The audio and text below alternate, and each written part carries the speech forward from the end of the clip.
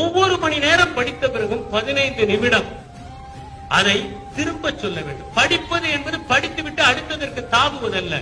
படிப்பதில் 6 கட்டமாக படிக்க வேண்டும். Reading, remembering, recapitulation, reproduction, rectification, revision என்ற 6 படிகளில் படிக்க வேண்டும்.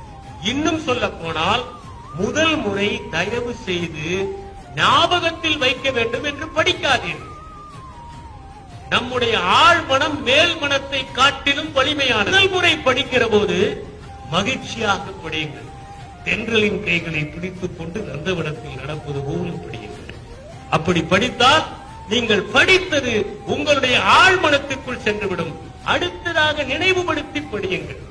மூன்றாவதாக என்ன படித்தோம் என்பதை சொல்லி பாருங்கள். நான்காவதாக அப்படி நீங்கள் சொல்லி பார்த்ததை சரியாக இருக்கிறதா என்று பார்த்து பிறகு சுருக்க குறிப்புகள்